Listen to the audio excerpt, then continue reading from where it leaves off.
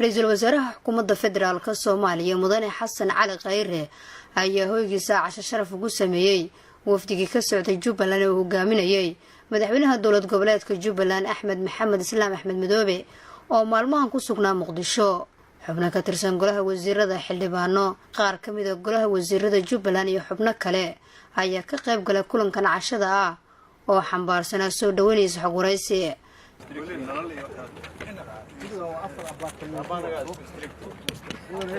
رئيس الوزراء حكومة فدرال كالصومالية مدن حسن علي غيره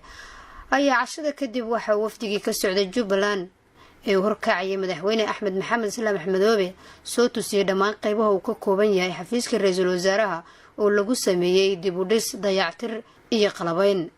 madaxweynaha Jubbaland iyo xubnihii la socday ayaa bogaadiyay qaabka wanaagsan ee loo dhisay qaybaha kala duwan ee xafiiska isla markaana wax lagu farxo ku tilmaamay in xafiiska lagu xusay taariikhda dhammaan ra'iisul wasaarayaashii soo maray dalka wasiiru dowlaha madaxtooyada Jubbaland xirsi jaamac gaani ayaa sharaxay waxyaabihii uu ku arkay xafiiska ra'iisul wasaaraha caawa ra'iisul wasaaraha iyo ayaa wuxuu noogu sameeyay casho sharaf wafdigii madaxweynaha Axmed Maxamed Islaam uu hogaaminayay waftigaas oo muddo ku sugnaa oo shaqo u joogay magaalada Muqdisho runtii casho aad u qiimo badan aad loo soo abaabulay aad u maartay ay muunad uga muuqato ayay ahayd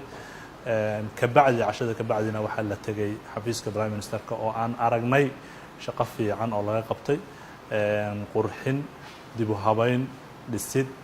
meesha hadda aan ku suganahay meesha golaha wasiirada ay ku shiraan howlka golaha wasiirada ay ku shiraan oo arkaysaan muunada iyo quruxda ka muuqanaysa waxa taariikh badan ayaan ku aragnay xafiiska ra'iisul wasaaraha oo ra'iisul wasaarayaashii wadanka Soomaaliya laga soo bilaabay Cabdullaahi Ciise ilaa maartay hadda oo ra'iisul wasaare Cali Xasan Cali Khayre uu joogo runtii maartay waxay qofka Soomaaliga ah ay gelinaysaa niyad wanaag iyo sida loo xusay taariikhdii dadka wadanka ka soo shaqeeyay maalin ma bilaaban habeen maartay muusan u bariin oo kaliya taa waxay ahayd taariikh la soo bedelay la soo dhiibay la soo finjilay oo la soo qeexay